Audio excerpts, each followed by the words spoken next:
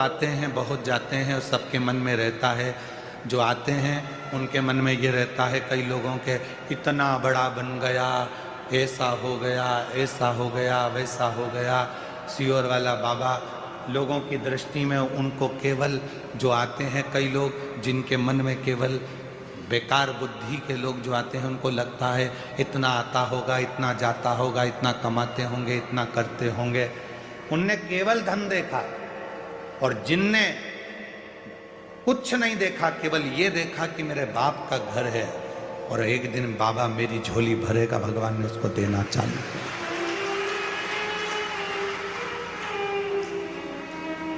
चित्त वृत्ति में अच्छा होगा, अच्छा आपको प्राप्त होगा। अच्छा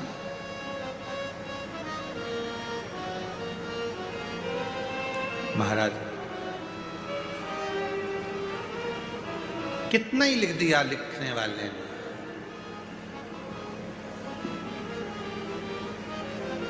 कितना ही, पर एक ना एक दिन वो दुख की घड़ी, एक ना एक दिन मेरे शिव की कृपा से वो तकलीफ की घड़ी चली जाती। इतना ही। वो एक लाइन सेलन जी तुमको आती होगी शायद, हमको स्मरण में थोड़ी कम आ रही है। अस्सा उड़ जाना रे दिन रह गए, लिखण वाले ने, लिखने वाले ने लिख डाले, लिखने वाले ने लिख डाले, मिलने के साथ छोड़े, अस्सा उड़ तोड़ जाना रे दिल रे,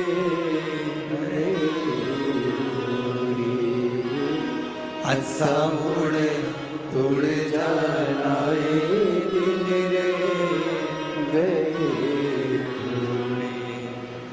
लिखने वाले ने लिख डाले, लिखने वाले मिलने के साथ बिछोड़े, अस्सा उड़े उड़ जाना रे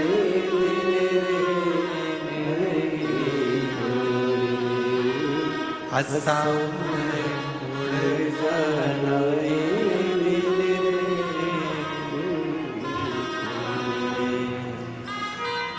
दुनिया के दस्तूर यही बैठा है। कई साल से गले में गठान थी, कहीं क्लिपिंग में सुन लिया और किसी ने कह दिया तू एक बार रुद्राक्ष उत्सव में पहुंच जा, वहां की रोज मिट्टी लगाना, और इतनी बड़ी गठान आज शून्य पर होकर अपने घर जा रहा है। जोरदार ताली बजाकर स्वागत है। इसका विश्वास, इस बच्चे का भरोसा। डॉक्टर ने कहा था ऑपरेशन कराना है। एक बार सोचा कि लोग खिल्ली उड़ाते हैं सनातन की, मैं भी तो जाऊं जरा वो सियोर वाले बाबा पे रील बना के लाऊंगा, अगर मेरा काम नहीं होगा तो रील जरूर बनाऊंगा। इसके शब्द हैं, और ऐसी रील बनाऊंगा कि सियोर वाला बाबा भी कहेगा कि बताओ कि मेरा काम नहीं हुआ, ऐसा चिल्ला चिल्ला के रील बनाऊंगा कि मैं गया था कुबरेश्वर धाम और हमको तो कल मिला कि यहाँ की मिट्टी लगा लगा के इसकी पूरी गठान गले की पूरी समाप्त हो गई और शिव की कृपा से आज पूर्ण स्वस्थ होकर जा रहा। और बड़ा सावधानी से सुनिएगा, बड़ा ध्यान लगाकर सुनिएगा। दुर्योधन भी चले गए और अर्जुन भी चले गए, दोनों भगवान कृष्ण को लेने के लिए गए। भगवान विश्राम कर रहे थे, पलंग पर फोड़े हुए थे, सो रहे थे, विश्राम कर रहे थे। दुर्योधन भी गया, अर्जुन भी गया, दोनों जाकर बैठ गए। भगवान के नेत्र खुले और जैसे ही भगवान कृष्ण के नेत्र खुले तो उन्होंने सबसे पहले अर्जुन को देखा। बोलो हर हर। सबसे पहले उन्होंने अर्जुन को देखा और भगवान ने अर्जुन को देखकर कहा, क्यों अर्जुन, कैसे आना हुआ? अर्जुन ने कहा, प्रभु कौरव और पांडवों का युद्ध होने वाला है और हम चाहते हैं कि आप हमारी ओर से युद्ध करने के लिए चलो। फिर इतने में दुर्योधन बोला कि मैं भी आया हूं।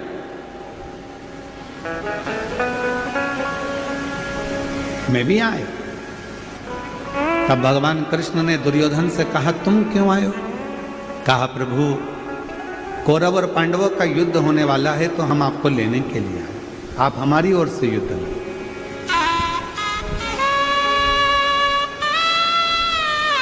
भगवान ने कहा, ठीक है।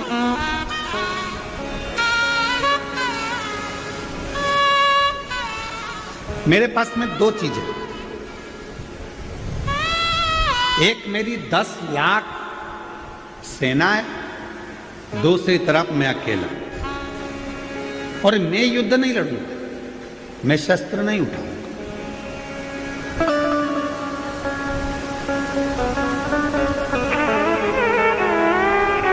अब आपकी जो मर्जी हो वो आप ले लो। तो दुर्योधन ने कहा कि प्रभु आप युद्ध नहीं लड़ेंगे, आप शस्त्र नहीं उठाएंगे, तो मैं आपको युद्ध के मैदान में ले जाकर करूंगा भी क्या? एक काम करो कि आप तो 10 लाख सैनिकों की सेना मुझे दे। भगवान ने दे दी। भगवान ने दे।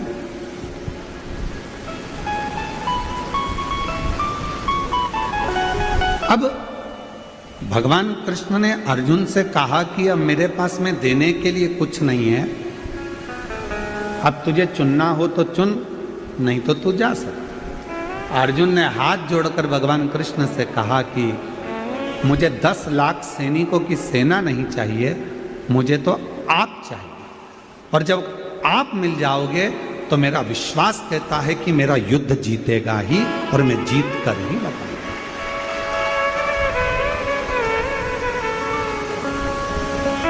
मेरा ये युद्ध जीत जाऊंगा। अगर भगवान कृष्ण मेरे साथ में हैं तो मैं युद्ध में विजय होकर ही बताऊंगा।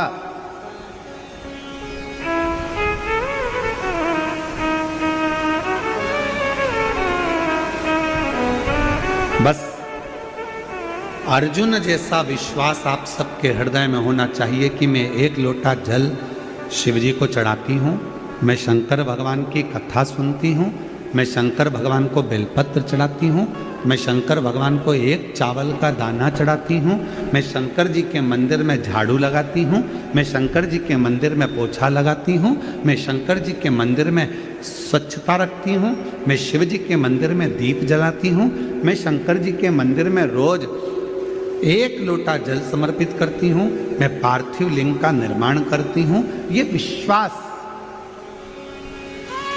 ये भरोसा यदि आपके अंदर है तो कितनी भी तकलीफ आकर खड़ी हो जाए, कितना भी कष्ट आकर खड़ा हो जाए, वो तकलीफ और कष्ट आपको डिगा नहीं सकता, आपके विश्वास को बढ़ाएगा, कहेगा कि मैं जीत सकता, मैं हार नहीं सकती। एक पत्र है,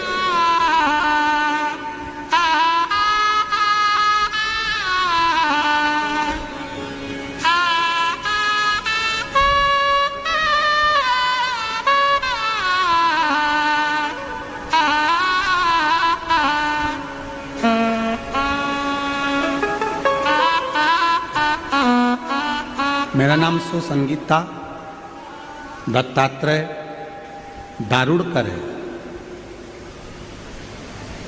कहीं बैठी हो आप ही हैं? एक बार वापिस हाथ हिला दो। हाँ ठीक है, आ जाइए बेलपत्र लेकर। मेरा नाम सुसंगीता दत्तात्रेय दारुड़कर। 1 लोटे जल का मैं क्या वर्णन करूं गुरुदेव। मेरा बेटा 2 साल पहले से एग्जाम दे रहा है और उस एग्जाम को क्लियर नहीं कर पा रहा। गुरुदेव, कभी गवर्नमेंट जॉब का ऑफर की इंतजार रहता, कभी किसी चीज का, पर हो नहीं पाया। आखिरी में उसने हिम्मत हार दी। तब मैंने उससे कहा कि शिवजी पर भरोसा कर और एक लोटा जल चढ़ा, पशुपतिनाथ का व्रत कर, और शिव जी की कृपा से, महादेव की कृपा से आज मेरा बेटा एक बहुत बड़े ऑफिसर के पद पर, गवर्नमेंट ऑफिसर के पद पर विराजमान हो गया। मैं बाबा को यहाँ प्रणाम करने के लिए, शिव को नमन करने के लिए, हमारा विश्वास, हमारा भरोसा, हमारी दृढ़ता जब पूर्ण होती तब शिव हमारे करीब में होते।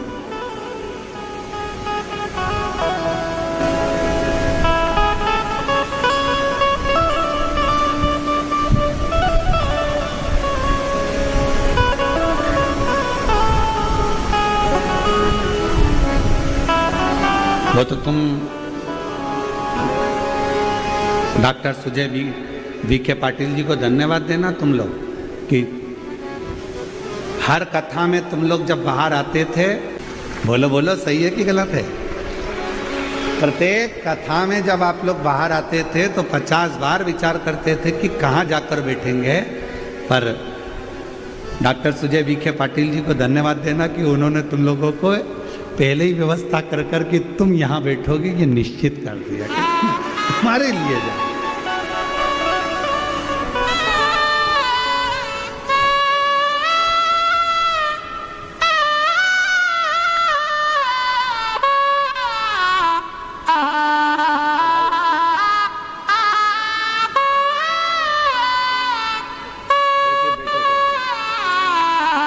एक बार जोरदार ताली बजाओ बेटे की अच्छे उच्च पद पर नौकरी लगने के लिए, जॉब लगने के लिए बहुत बहुत साधु।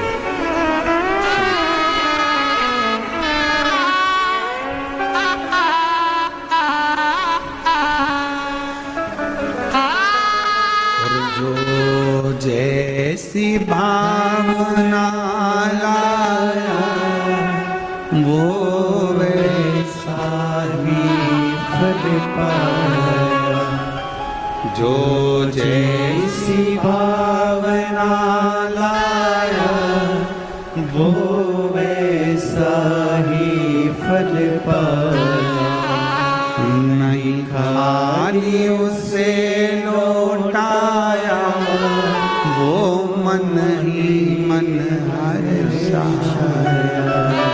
नहीं खाली उसे लौटाया वो मन ही मन हर्षाया। और कर दिया माला माल काशी वाले ने, लुटा दिया भंडार काशी वाले, लुटा दिया भंडार काशी वाले। विश्वास की दृढ़ता, भाव की प्रबलता आपको शिव के करीब में ले जाती है। फिर आपकी जिंदगी के जितने दुख हैं, जितनी तकलीफ है, जितना कष्ट है, जितना तकलीफ, जितनी बीमारी, जितना तकलीफ है, वो सब शिव का, वो सब शंकर।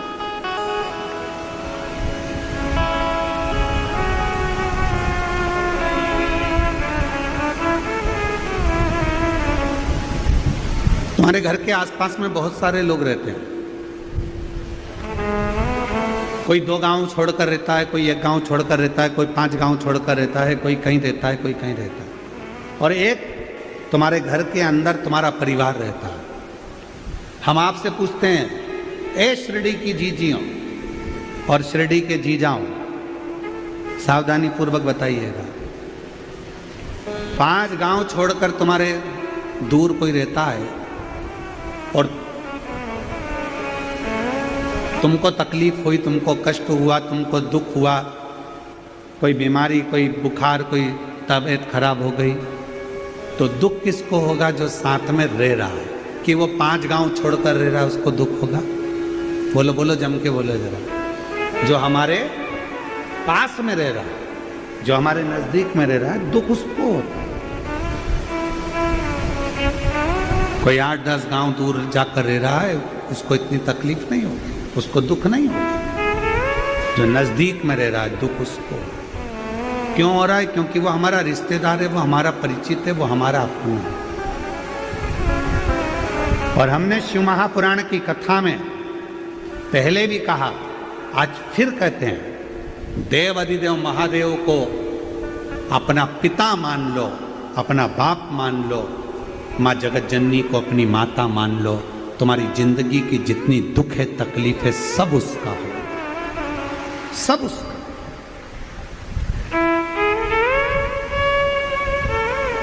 तुम्हारा कुछ नहीं। शिव को अपना मानो, भगवान देवाधिदेव महादेव को अपना मानो, शंकर जी को अपना मानो।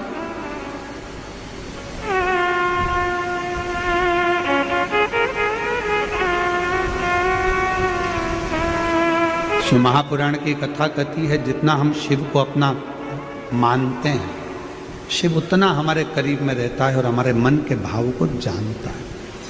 शिव एक कथा बड़ी सुंदर है।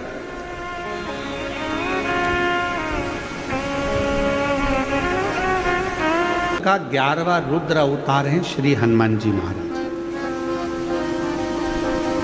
थोड़ा ध्यान लगाना इस कथा में।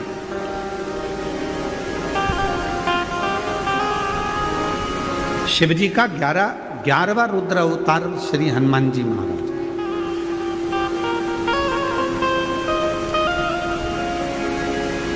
और शिव की भक्ति करने वाले का भगवान कैसे साथ देते हैं, ये कथा करें।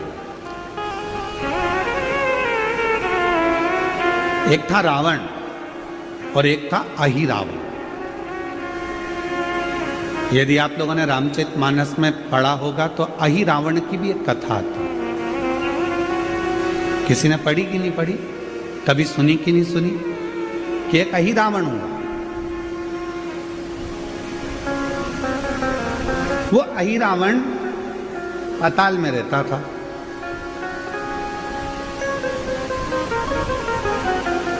और अहिरावण पाताल में रहता, पाताल में निवास करता। जैसे रावण शंकर भगवान की आराधना में डूबा रहता, वैसा ही अहिरावण भी शिव जी की आराधना करता, भगवान शंकर की आराधना करता। अहिरावण ने क्या कर रखा था,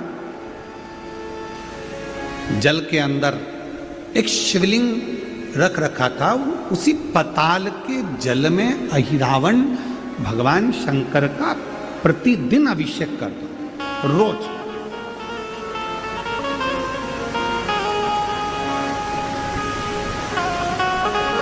और सारी समस्या का हल, जम के बोले, सारी समस्या का हल लौटा जाए। अहिरावण प्रतिदिन, ऐसा कोई दिन नहीं जाता था जिस दिन अहिरावण भगवान शंकर की आराधना ना करता हो, शिव की उपासना ना करता, अभिषेक करता, पूजन करता, बैठता, साधना करता, पूजन करता। और जब अहिरावण भगवान शंकर की पूजन कर कर उठ जाता, तब एक मछली उस जल में आती, शिवलिंग के आसपास घूमती और शिवलिंग के सामने वो मछली स्थिर हो जाती, खड़ी हो, हिलती भी नहीं, जाती भी नहीं, स्थिर हो जाती।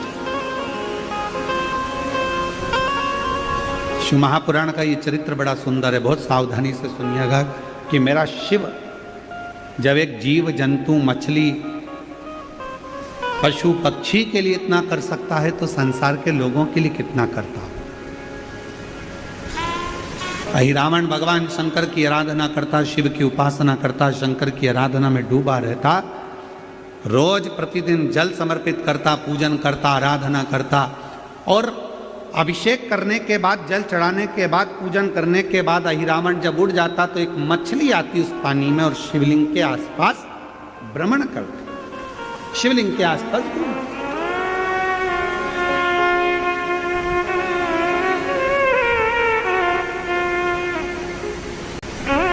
और शंभु शरणे मांगू घड़ी दुख दया करी न दर्शन शंभु शरणे मांगो घड़ी दुख काटो दया करी दर्शन आपो। एक मछली स्थिर है, अहिरावण उठकर जाता और वो मछली आकर शिव जी की परिक्रमा करती।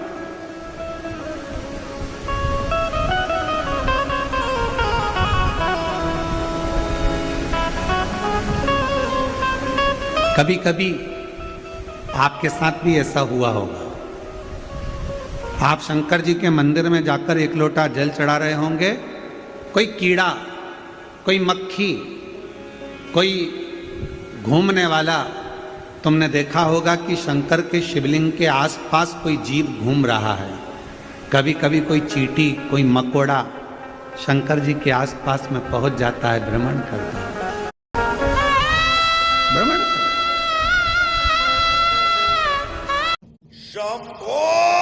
नाम है पशुपति नाथ।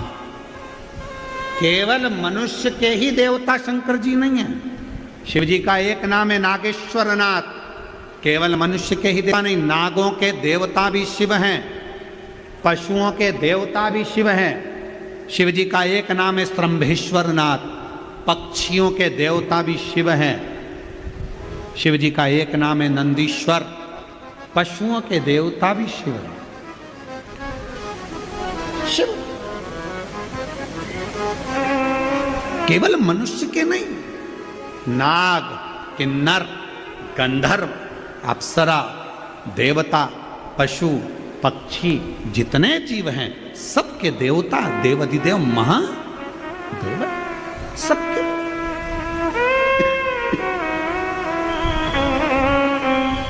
ऐसा कोई नहीं जिसका शिवदेव नाम। महाराष्ट्र में एक मंदिर है खंडोबा जी का, कौन कौन गए जरा हाथ उठाओ, गए हो आप लोग? कौन है खंडोबा जी? स्वयं शिव, स्वयं शिव, शंकर का एक अवतार जो अपने भक्तों के लिए एक राजसी वेश में सामने प्रकट हो जाते हैं।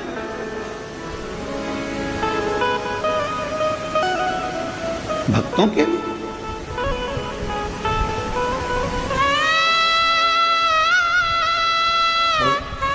जब हम उसको पुकारें तो वो आता है। और मेरे भोले तेरा सहारा है, मेरे भोले तेरा सहारा है, मेरी नैया का तू किनारा है, मेरी नैया का तू किनारा है, मेरे बाबा तुझे पुकारा है, मेरे बाबा तुझे पुकारा है, मेरी नैया का तू किनारा है, मेरी नैया का तू किनारा है। जब हम उसको पुकारते हैं, जब हम उसको बुलाते हैं, वो ये नहीं कि पशु है तो उसके लिए नहीं आएगा, पक्षी है तो उसके लिए नहीं आएगा, जीव है तो उसके लिए नहीं आएगा, जंतु है तो उसके लिए नहीं आएगा। भगवान शिव केवल मनुष्य के लिए आएंगे ऐसा नहीं है, उसका नाम तो पशुपति नाथ है। उसका नाम तो श्रम्भेश्वर नाथ है, उसका नाम तो नागेश्वर नाथ है। हर रूप में वो आता है, प्रत्येक रूप में। ऐसा कोई रूप नहीं जिस रूप में परमात्मा नहीं आए।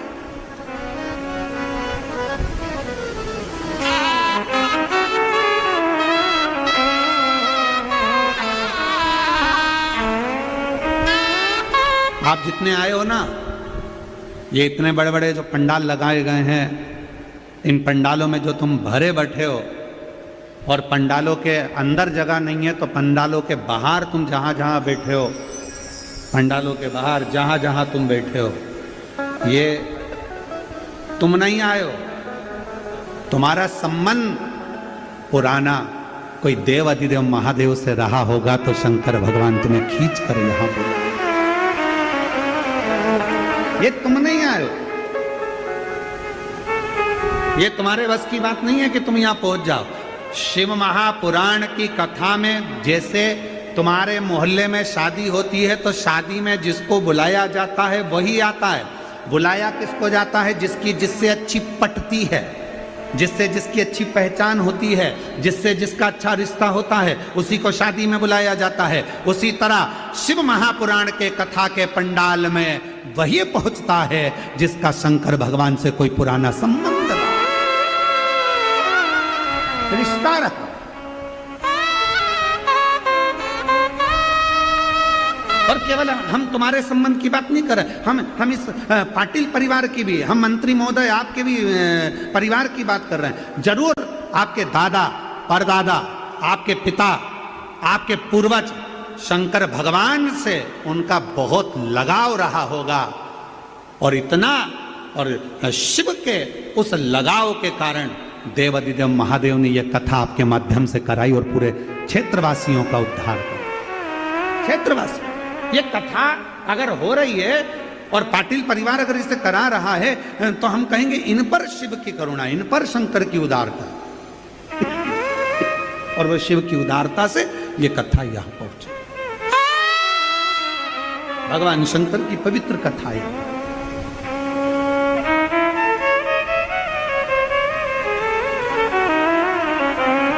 और कोई पिछले जन्म के अच्छे कर्म मुझे बाबा तेरा साथ मिला। कोई पिछले जन्म के अच्छे कर्म मुझे बाबा तेरा साथ मिला। जहाँ सारी दुनिया झुकती है, जहाँ सारी दुनिया झुकती है, मुझे वो आली दरबार मिला, दरबार मिला। कोई भी पिछले जन्म के अच्छे कर्म मुझे बाबा तेरा साथ मिला। कोई पिछले जन्म के अच्छे कर्म मुझे बाबा तेरा साथ मिला। कोई पूर्व का कर्म होगा, आपका और हमारा पूर्व का कोई संबंध होगा शिव जी से, जो शंकर की कथा में पहुंच गए, देवती के महादेवों की कथा में पहुंच गए। कार्तिक का महीना, और कार्तिक के महीने में यह पवित्र, जहां लोग कहते हैं कि कार्तिक के महीने में भगवान हरि और हर का मिलन हुआ है। कार्तिक के महीने में माता लक्ष्मी ने भगवान शंकर की आराधना कर कर भगवान विष्णु जी से वर मांगा, भगवान विष्णु को मांगा है। भगवान माता लक्ष्मी की माता जी, लक्ष्मी जी की माँ का नाम क्या था? माता जी का नाम ख्याति देवी। ख्याति देवी क्या कर रही थी? भगवान शंकर के साथ लक्ष्मी जी का विवाह कर रही थी। तब शिवजी से ख्याति देवी ने कहा, मेरी बेटी लक्ष्मी का विवाह मैं तुम्हारे साथ करना चाहती हूँ। शंकर भगवान ने कहा, नहीं, मैं लक्ष्मी से शादी नहीं कर सकता, क्योंकि लक्ष्मी जी का विवाह तो आप नारायण के साथ करेंगे। लक्ष्मी जी ने शिव जी की इतनी आराधना करी, इतनी आराधना करी। बाबा देव अधिदेव महादेव ने पूछ लिया, लक्ष्मी तुम क्या चाहती हो?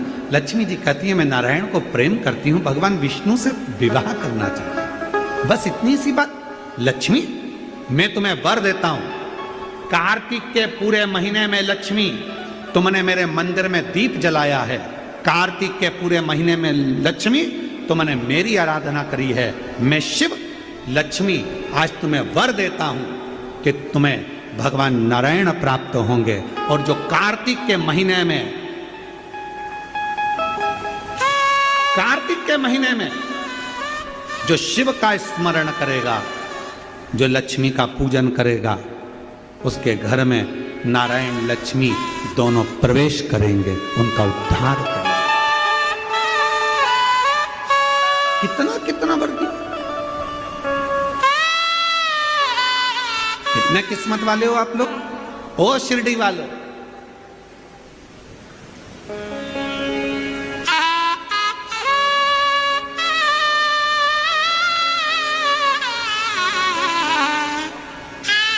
तुमचा गांव चांगला है, ये शिव की उदारता है। बड़ी कृपा करी है शंकर भगवान ने, बड़ी करुणा करी है शिव जी ने, बड़ी करुणा। इसलिए शिव महापुराण की कथा है, शंकर की कथा।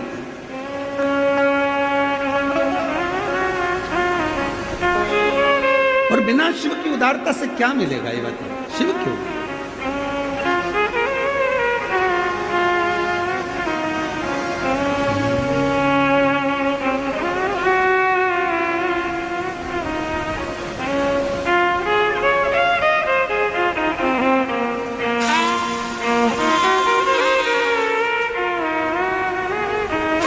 आवड़ तुला बेलाची, आवड़ तुला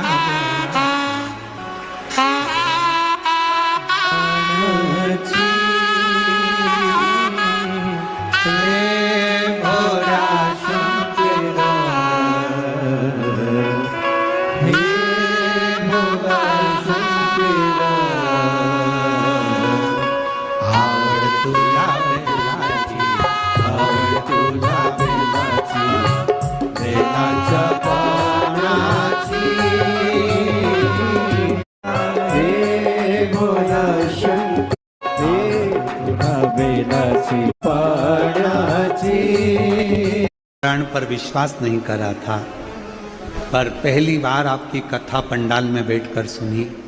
डॉक्टर ने मना कर दिया था कि मां नहीं बन सकती कभी भी, पर उस पंडाल की मिट्टी को अपने पेट पर लगाती रही और बाबा की ऐसी कृपा हुई कि जाने के बाद मेरा गर्भ ठहरा और शिव की कृपा से पुत्र की प्राप्ति हुई।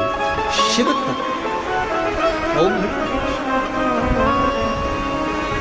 शंकर ने करुणा करी।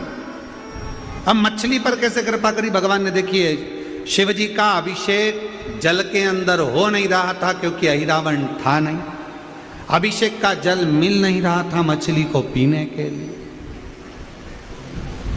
प्राप्त नहीं हो रहा। फिर कृपा कैसे हो गई? समय आया, लंका में आग लगा दी हनुमान जी महाराज ने, और लंका में आग लगाकर हनुमान जी महाराज पूंछ को बुझाने के लिए समुद्र में आए, और जैसे ही पूंछ बुझाने के लिए आए, हनुमान जी महाराज के शरीर के पसीने की एक बूंद टपक गई। वो टपकी हुई बूंद उसी मछली के पास गई। मछली को ऐसी गंध आई जैसे शंकर जी के अभिषेक का जल हो।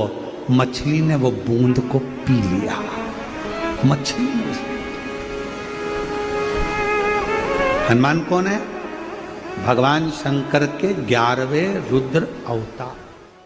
जिस दिन कोई मुहूर्त नहीं हो, कोई काम नहीं हो, उस दिन केवल फुलेरा दूज के दिन आप किसी भी दुकान का, व्यापार का, व्यवसाय का, जन्म का, आदि का कोई भी मुहूर्त कर लो, वो कभी ठप नहीं हो सकता, वो बढ़कर ही चलेगा। सारी जिंदगी के कांटे निकल जाते हैं, सारी जिंदगी के कांटे समाप्त हो जाते हैं। फुलेरा दूज कहते हैं दुनिया में सब दिन का दान, सब दिन का पुण्य समाप्त हो सकता है, और फुलेरा दूज का दान, पुण्य, सत्कर्म, भजन, कीर्तन, नाम स्मरण समाप्त नहीं होता। चक्कर आ जाते हो, अचानक गिर जाते हो, हापड़ी भराने लगती हो, थोड़ा सा चलने पर श्वास फूल जाती हो, ज्यादा चढ़ने पर, उनके लिए विशेष है कि धतूरे की जड़ को, धतूरे का जो फल होता है उसकी जड़ महाराज निकाल कर धोकर उसको घिसकर शंकर भगवान पर उसका लेपन कर दीजिए। थोड़ी सी जड़ शिव जी पर चढ़ा दीजिए फुलेरा दूज के दिन। उस जड़ को पानी चढ़ाकर वापिस लेकर आ जाइए। जो मिर्गी का मरीज होता है, जिसको दमे की शिकायत होती है, श्वास की होती है, चलने में हापड़ी भरा जाती हो, फुलेरा दूज के दिन दोपहर के समय पर उसको वो जड़ केवल 3 या 4 बार सुगंध में सुंगा दी जाती है तो मिर्गी की बीमारी समाप्त हो जाती है, और जिसको दमा श्वास फूलता है उसको भी आराम लग जाता है। फुलेरा दूज के दिन उसके लिए नित्य आनंद का सुख दे जाती है। और भी ध्यान दें, जिसको बहुत भारी बीमारी हो, डॉक्टर कह रहे हैं कि ऑपरेशन की जरूरत है, ऑपरेशन कराना पड़ेगा, गांठ हो गई है, ये हो गया है, वो हो गया है, निवेदन है एक धतूरा फुलेरा दूज के दिन भगवान शंकर के शिवलिंग पर समर्पित करें और 5 बेलपत्र नंदीश्वर भगवान पर अर्थात भगवान नंदी पर समर्पित करें। जीवन में कितनी बड़ी भी बीमारी होगी वो आगे नहीं बढ़ सकती, ऑपरेशन की जरूरत नहीं पड़ सकती, वो केवल फुलेरा दूज पर हो, केवल फुलेरा दूज के दिन, उसके सिवाय नहीं। और वो 15 मार्च को है, मौका मिला है, आनंद से। धतूरा होता है विषैला। कैसा होता है? विषैला, बहुत विष होता है धतूरे के अंदर। पर महाराज भगवान शिव को वो समर्पित किया जाता है जैसे पार्वती जी को लगा, जब कोई साथ नहीं दे रहा, पार्वती जी को लगा जब कहीं से सुख का अनुभव नहीं हो रहा, आनंद का अनुभव नहीं हो रहा, पार्वती जी ले गई धतूरा, पार्वती मैया ले गई उस बेलपत्र को शिव को। और प्रयास करना, अगर दुख है तो एक धतूरा समर्पित कर कर 1 लोटा पानी अवश्य समर्पित कर। उनके लिए भी कहूंगा जिनको शरीर में दाद हो जाती है, खाज हो जाती है या खुजलियों का क्रम हो जाता है, उनके लिए भी महाराज धतूरे का पानी, धतूरा डाल दो, पानी रख दो उसमें, उसके अंदर थोड़ा सा चंदन डालकर वो पानी शिव जी को समर्पित कर दो। वही पानी को लेकर आ जाइए और कुछ देर तक शरीर में लगाकर बैठ जाइए महाराज। वो केवल फुलेरा दूज का है महाराज, उसको शरीर में लगाकर थोड़ी देर बैठ जाइए, 15-20 मिनट तक। शरीर के अंतर्गत कोई वस्त्र ना हो, उस वस्त्र को उतार कर उसको लगाकर बैठ जाओ। 2.5 से 3 महीने में दांत खाज किसी भी चर्म रोग होगा वो धीरे धीरे समाप्ति की ओर हो जाएगा। महाराज फुलेरा दूज का महत्व शास्त्र कहता है, भले इसको छुपाकर रखा गया हो शास्त्रों के अनुसार, पर इसकी महत्वता, जो दुकान, जो व्यापार, जो व्यवसाय, और पहले भी आपको कहा, मान लो आप शिवरात्रि के दिन रात को भगवान शंकर को धतूरा चढ़ाते हो व्यापार व्यवसाय के लिए, और वो धतूरा आप शिवरात्रि के दिन सुबह 4 बजे से पहले नहीं बांध सकते, तो उस धतूरे को फुलेरा दूज के दिन लाल वस्त्र में बांधकर अपने व्यापार वाली जगह पर बांध दो। जीवन में कभी व्यापार नीचे नहीं जाएगा, बढ़ता ही चला जाएगा। और उनके लिए भी निवेदन करूंगा जिनके यहाँ कर्जा बहुत है, बहुत कर्जा है, चूक ही नहीं रहा, पैसा ही नहीं रहा, व्यापार चले तो कर्जा चूके, उनके लिए भी निवेदन करूंगा। एक धतूरा बेलपत्री के पेड़ के नीचे शिवलिंग का निर्माण कर कर फुलेरा दूज के दिन उस धतूरे को अपनी कामना कर कर हल्दी में भिंगोकर उसको भगवान शंकर को समर्पित कर दीजिए अपनी कामना कर कर। उसी हल्दी की 1 बिंदी अपने साथ में रुमाल में लगाकर अपने व्यापार व्यवसाय की जगह पर लेकर जाइए। कर्जा धीरे धीरे धीरे धीरे जब चूकेगा, जब लक्ष्मी आएगी, तो लक्ष्मी की वृद्धि भी वो करता। महाराज ये फुलेरा दूज के ऊपर जिस दिन मां जगतजननी जगदम्बा अंबा स्वयं भगवान शंकर को मौन होकर देखकर विलापित होती हैं, नैनों से नीर बहता, शिव को हुआ क्या। तुम्हारे घर में जो गमला है उसी में एक मिट्टी का ढेला लगाइए, शिवलिंग बनाइए, उसी पे जल चढ़ाओ, पूजन कर लो, आराधना कर लो, साधना कर लो, शिव कृपा करना प्रारंभ करो। कोई तुमसे कहे कि शंकर जी को रिझाने के लिए ये सामान लाना पड़ेगा, बिल्कुल नहीं। शिवरात्रि आ रही है 15 फरवरी को, महाशिवरात्रि है।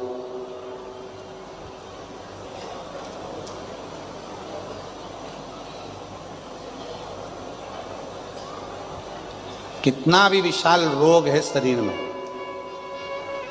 कितना भी, भले डॉक्टर जवाब दे दिए कि ये रोग, और हमने फिर निवेदन करेंगे, डॉक्टर शिव का रूप है, हम डॉक्टर को शंकर कहते हैं।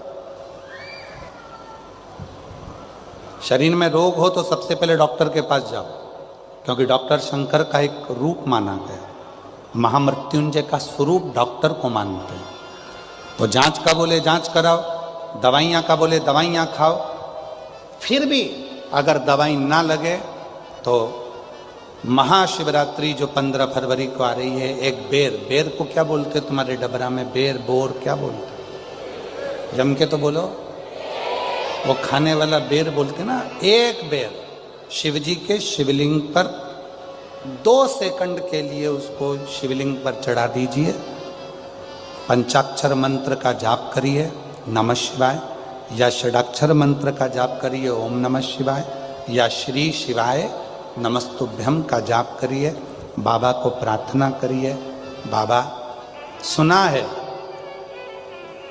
भृंगी ने, श्रृंगी ने, नंदी ने, माँ पार्वती जी ने और 64 योगिनियों ने आपकी आराधना इस कांटे में जन्मे हुए बेर से करी है। बाबा, तू सबके दुख मिटाता है, मेरे भी शरीर का रोग समाप्त करना।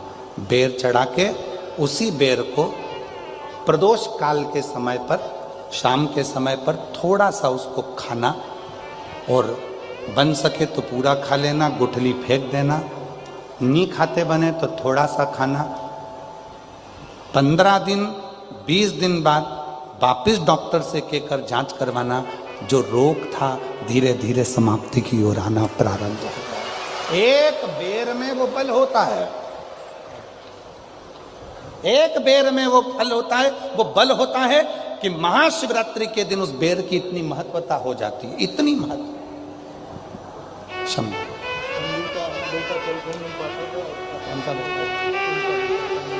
चलने लगा बेटा? अच्छा, आप ही का बेटा है जो चल नहीं सकता था, बोल नहीं सकता था, हाथ पैर नहीं हिला सकता था, माइंड से विकलांग था। कल आया था कथा में, बाबा की कृपा से अब चलता भी है, बोलता भी है, बैठता भी है और समझता भी। एक बार जोरदार ताली बजाकर। बेटे की सचिवालय में नौकरी लगी है, एक बार जोरदार ताली बजाकर साधुवाद दीजिए, बधाई। ये बेटे मेरा तू ही तो हमदर्द है, जिसे हर दर्द। पार्थिव शिवलिंग का पूजन कलियुग में सुख प्रदान करता है। सुख, चर्म रोग हो गया, चमड़ी सफेद पड़ने लगी, शरीर में चिट्टे पड़ने लगे, पूरा शरीर बेकार होने लगा, या परिवार में कहीं ना कहीं किसी ना किसी रूप में कोई आपका धन लेकर चले गया, धन नहीं दे रहा, बहुत प्रयास कर लिया, खा गया, कहीं चले गया, नहीं दे रहा। गेहूं की एक बाली भगवान देव अधिदेव महादेव को महाशिवरात्रि के दिन समर्पित करिए। उसी बाली को अगर धन लेकर कोई व्यक्ति, बाली का एक नियम है, बाली देखिए आप लोगों ने गेहूं की बाली का नियम है, कपड़े में अगर उसको डाला जाता है तो वो बाली उल्टी चलती है, ऊपर की ओर चढ़ती है। उसी तरह जो शिवजी पे बाली चढ़ाई जाती है, उसी बाली को लेकर घर के मेन दरवाजे पर, मुख्य दरवाजे पर, अंदर जहां हम प्रवेश करते हैं उस पर कहीं पर भी उसको रख दीजिए। वो कैसा भी धन तुम्हारा कोई लेकर चले गया हो, उसके बाप को भी लाकर वापस देना पड़ता है, वो धन लाकर वापस देता ही। उसका पिता भी लाएगा, कैसे भी लाएगा, पर वो धन को लाकर देगा, कैसे भी लाए, उसको बेचे नहीं, उसके अंदर, उसके भीतर से उसको बहुत बहुत बहुत तकलीफ होती है, उसको लाना पड़ता है। वो बाली वापिस खींच कर ले आता, उसके पिता को भी लाकर देना। गए हुई संपदा, वैभव, धन, महाराज एक बाली शिव को समर्पित करी जाए। हम तो यहाँ तक कहेंगे मेरी जीजियों से, अगर तुम्हारे घर में वंश नहीं बढ़ रहा, संतान नहीं है, औलाद नहीं है, 20-20, 25-25 साल हो गए, 23 साल, 30 साल भी अगर हो गए हैं, तो प्रत्येक महीने शिवरात्रि आती है, हर महीने की शिवरात्रि पर गेहूं का एक दाना शिव को समर्पित कर कर प्रदोष काल में उस दाने को लेकर आओ और रात्रि को सोने से पहले उस दाने को खाना प्रारंभ करो। मेरा बाबा चाहेगा तो तुम्हारी गोदी में संतान जरूर देगा, वंश देगा। शिव की उदाहरण, शंकर की कृपा, शिव की उदारता, शंकर की भक्ति, अविरल भक्ति हमें सुख देती, आनंद देती। एक पार्थिव शिवलिंग का निर्माण, हम सतयुग में नहीं है, हम सतयुग में नहीं है कि हमें हीरे के शिवलिंग बनाना पड़े, माणिक शिवलिंग बनाना पड़े, रतन के शिवलिंग बनाना पड़े, ना हम त्रेता में कि हमें सोने के और चांदी के शिवलिंग बनाना पड़े, ना हम द्वापर में हैं कि हम पारत का शिवलिंग बनाए। हम तो कलयुग में हैं और कलयुग में भोलेनाथ जी की भक्ति का सबसे सुंदर तरीका है पार्थिव शिवलिंग का पूजन करो। यदि पार्थिव नहीं भी बना सकते तो एक लोटा जल लेकर शिव जी के मंदिर में जाकर बाबा देवाधिदेव महादेव को जल चढ़ाना प्रारंभ करो। मेरा देवाधिदेव महादेव सुख प्रदान करना प्रारंभ कर देता है। एक लोटा जल सारी समस्या का, एक लोटा। पहले कभी स्मरण में नहीं आया पर आज स्मरण में आया है नकपुरा में, तो बड़े सावधानी से सुनिएगा। एक बार मां आद्य शक्ति पार्वती अपनी सखी गजमुखी के पास गई। क्या नाम था उनकी सहेली का? गजमुखी। जम के बोलो, गजमुखी। उनकी सखी गजमुखी के पास गई। ध्यान देना थोड़ा सा। एक शिवजी के गण नंदी और एक पार्वती जी की सहेली गजमुखी। कहते हैं शंकर भगवान के गण नंदी इतने सुंदर थे, इतने सुंदर थे कि उनको देखकर अप्सराएं भी उनकी ओर आसक्त हो जाती थी। इतने सुंदर थे, इतने सुंदर। तब बाबा देवाधिदेव महादेव की आराधना में नंदी लग गए। शिवजी ने कहा वर मांगो, तुमको क्या चाहिए? तो कहा कि मेरा मुख बदल दो, मुझे ये मनुष्य का चेहरा नहीं चाहिए। क्यों? अगर ये चेहरा रहेगा तो लोग मेरी ओर आसक्त होंगे और मैं आपकी भक्ति नहीं छोड़ना चाहता, इसलिए मुझे ये चेहरा हटाकर आप नंदी का चेहरा लगा दीजिए और मुझे आपका शिष्य बना। दूसरे नंबर पर है माता पार्वती जी की सहेली गजमुखी। इतनी सुंदर थी, इतनी सुंदर थी, इतनी सुंदर, जो आज के ज़माने में दिन भर इंस्टाग्राम पर और फेसबुक पर और ना जाने कौन कौन से वो सोशल मीडिया पे आप जितनी भी सुंदर सुंदर कहते हो ना, कितनी सुंदर, कितनी सुंदर, ये सब जितनी दुनिया की सुंदरता है पार्वती जी के साथ रहने वाली एक उनकी सखी गजमुखी के चरणों की धूल के बराबर है, चरणों की धूल के बराबर। इतनी सुंदर थी गजमुखी। एक दिन गजमुखी आई पार्वती जी के पास। गौरा, गौरा, गौरा। गौरा ने कहा क्या बात है, क्या हो गया? एक वर चाहती हूं तुमसे। क्या वर है? बस मैं चाहती हूं कि जब भी मैं तेरे साथ चलूं पूरी दुनिया की दृष्टि केवल तुझ पर रहे, मुझको कोई ना देखे, ऐसा वर चाहिए। पार्वती जी ने कहा इतनी स्त्री की सुंदरता तो उसके चेहरे से ही होती है और तू ऐसा वर मांग रही? नहीं नहीं नहीं, मुझे बस तू वर दे दे, ऐसा वर दे दे। पार्वती जी ने कहा तुझे जो अच्छा लगे वो प्राप्त कर ले, मुझे हाथी का मुख लगा दे। हाथी का, ठीक है। गजमुखी हो गई पार्वती जी से, बहुत सुंदर थी। अब एक बार गजमुखी ने नंदी से संवाद कर लिया। बहुत सुंदर प्रसंग है, थोड़ा ध्यान देना। पहली बार स्मरण में आया इसलिए उसको सुनाने का मन कर गया। बहुत सुंदर। गजमुखी ने नंदी से एक बार संवाद कर लिया। दोनों की खींचातानी होने लगी।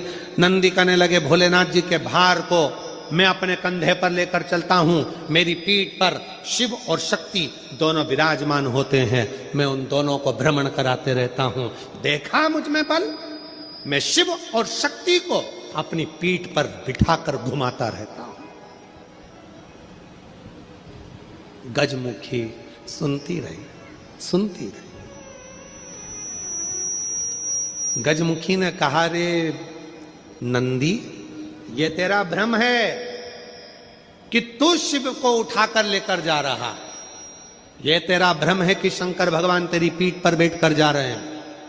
शंकर भगवान को लंका का राजा रावण भी ले जाना चाहता था, पर भगवान शंकर ने अपने अंगूठे को, मात्र पांव के अंगूठे के नख को इतना सा दबाया था और रावण ने पूरा बल लगा दिया था तो नहीं उठा पाया था। जरा सोच नंदी, वो तो शंकर भगवान की कृपा है तुझ पर, इसलिए शिव जब तुझ पर बैठते हैं हल्के हो जाते हैं, इसलिए तेरे साथ चले जाते हैं। पर नंदी मानने को तैयार नहीं। जब नंदी नहीं माना तब गजमुखी ने कहा कि नंदी मेरी बात मान ले। नंदी कहते नहीं नहीं, अगर तुम कहती हो कि शिव हल्के हो जाते हैं भक्त के लिए, तो तुम ऐसा कुछ कर कर बता दो कि शंकर भगवान तुम्हारे कहने पर बैठ जाए। ठीक है। आज गजमुखी पार्वती जी की आज्ञा लेकर तप साधना में बैठ गई। शिव जी प्रसन्न हो गए। क्या बात है गजमुखी, क्या चाहती हो? इतने दिनों से तुम तप साधना कर रही हो पार्वती की, आज मेरी तप साधना? क्या हुआ? बोलो गजमुखी, क्या चाहती हो? गजमुखी ने एक बेलपत्र का पत्ता दिया और बाबा भोलेनाथ जी से कहा, बाबा मेरा निवेदन है, इस पत्ते को मैं हवा में उड़ाऊंगी, आप उस पत्ते पर क्या बैठ जाओगे?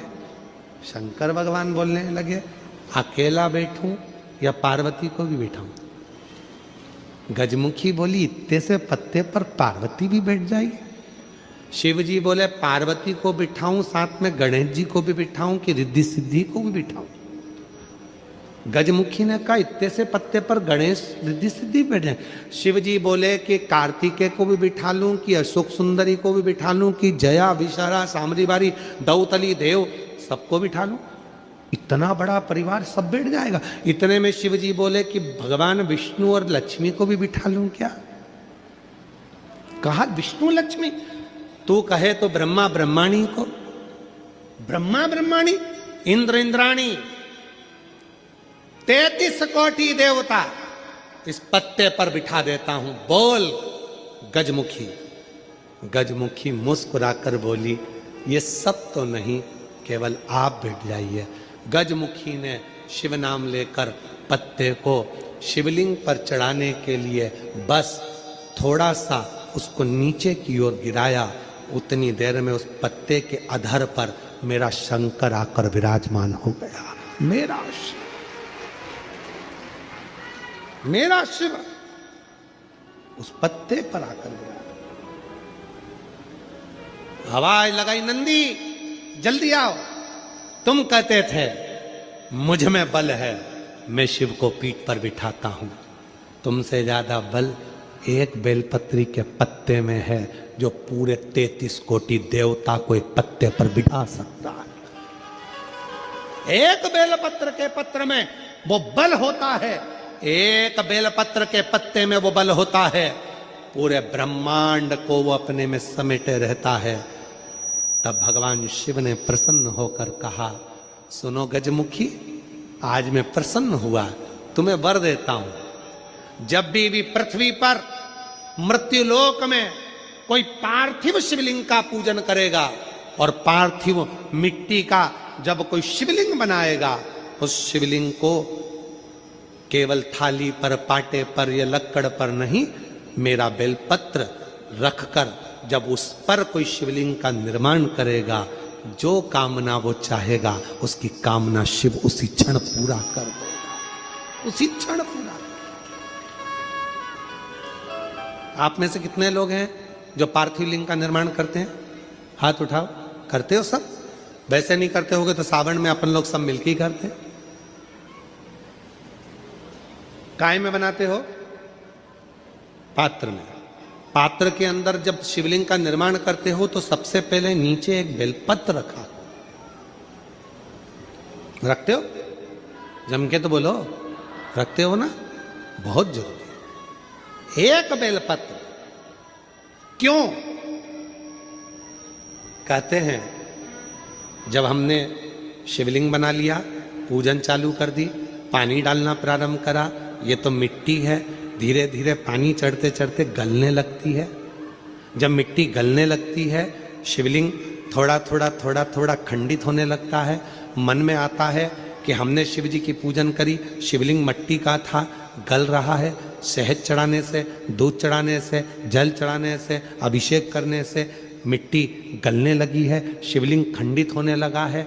शिव महापुराण की कथा कहती है, पार्थिव लिंग को, मिट्टी के शिवलिंग को जब हम बेलपत्र के ऊपर निर्माण करते हैं, पार्थिव शिवलिंग बनाकर पूजन करते हैं, तो वो मिट्टी का शिवलिंग अगर गल भी जाए, टूट भी जाए, पानी में बह भी जाए, तो याद रखना वो कभी खंडित नहीं माना जाता, वो अखंड ही माना जाता।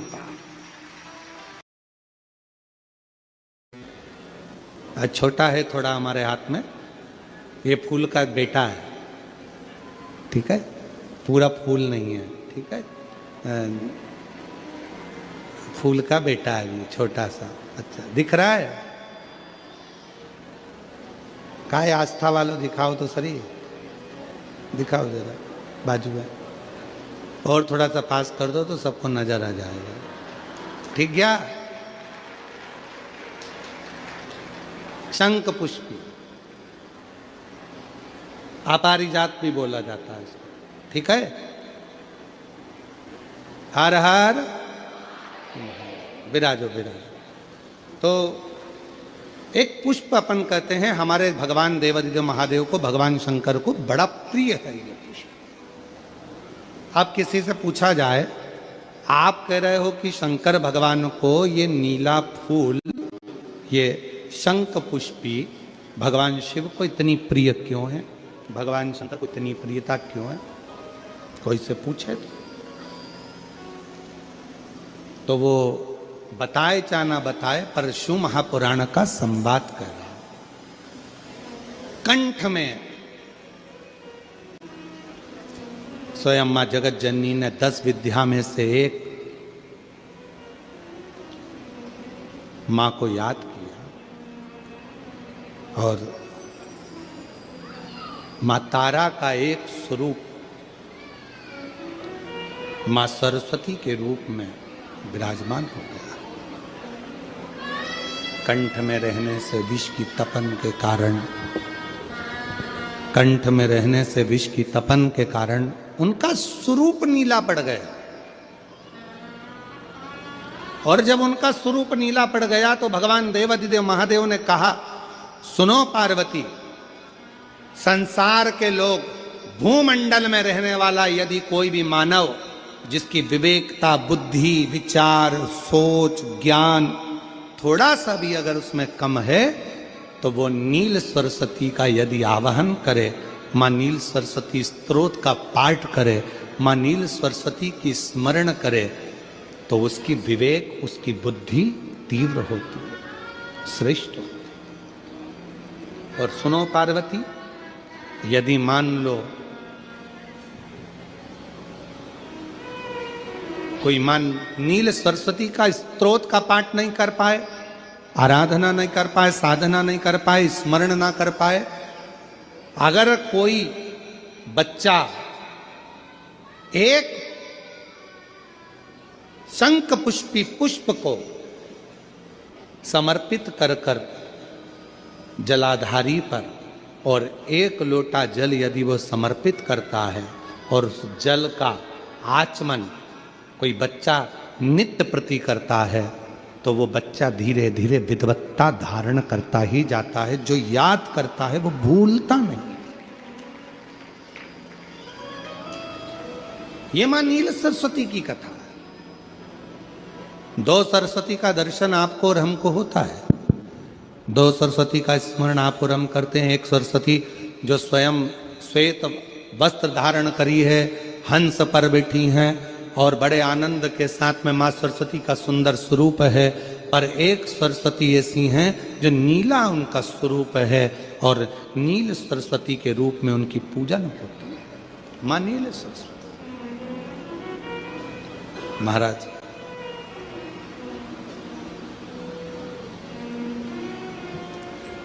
जैसे कोई कोई बच्चे ऐसे होते हैं कि जन्म लेने के बाद में उनकी राल टपकती रहती है, विद्वान नहीं हो पाते, पलंग पर पड़े रहते हैं, पांव हाथ काम नहीं करते हैं और डॉक्टरों का इलाज चलता रहता है पर वो रिटर्न नहीं आ रहा है।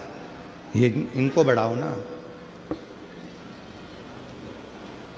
बच्चों की मुख से राल टपकती रहती है, विद्वत्ता नहीं रहती, माइंड थोड़ा सा कमज़ोर होता है और शरीर भी उनका थोड़ा शिथिल रहता है। शरीर तो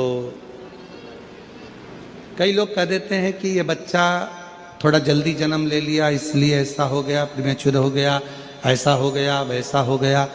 दवाइयाँ भी चलती हैं, इलाज भी चलता है पर उसका कोई लाभ नहीं मिल पाता और वो बच्चा पलंग पर पड़ा रहता है, राल टपकती रहती है, बुद्धि काम नहीं करती। छोटे छोटे भले वो 20 साल का हो गया पर 8-10 साल के बच्चों जैसी उसमें विवेकता। हनुमान चरित्र कहता है, राम जी महाराज जब जाने लगे तो उन्होंने हनुमान जी से कहा कि तुम क्या चाहते हो। हनुमान जी बोले मेरे को जाना है, क्योंकि जहाँ राम वहाँ हनुमान। हनुमान जी जब कहने लगे कि मेरे को जाना है तो राम जी महाराज बोले नहीं नहीं हनुमान, तुझे सबसे ज्यादा प्रिय क्या है? तो कह राम।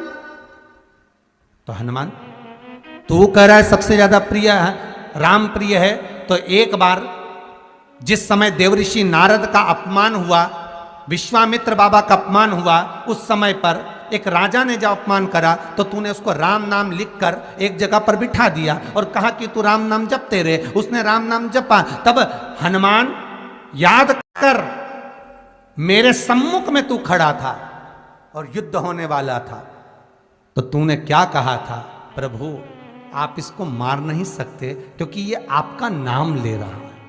राम से बड़ा होता है राम का नाम, आप इसे मार नहीं सकते। तब आपने ये संवाद कहा था, हनुमान बता तेरी प्रियता क्या है? हनुमान जी कहते हैं प्रभु आपने मुझे जगा दिया, क्योंकि मुझे श्राप ये मिला था कि तू जागेगा किसी की जगाने पर, आपने मुझे जगा दिया।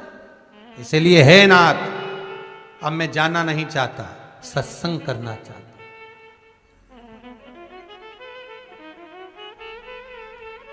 श्री राम जी का चरित्र है। अब मैं सत्संग करूंगा, भजन करूंगा, नाम जाप करूंगा।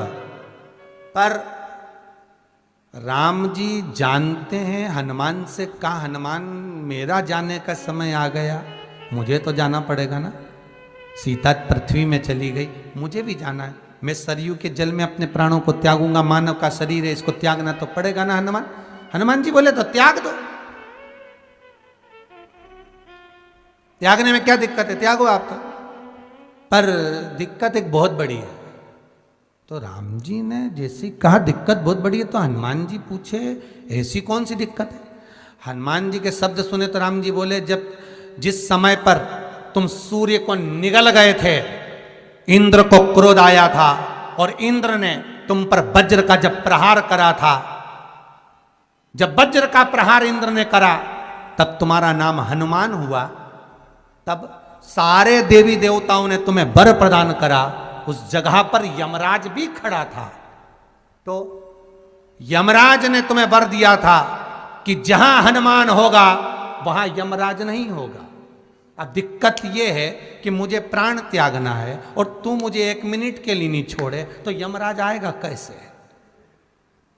दिक्कत वहां अड़ी पड़ी है।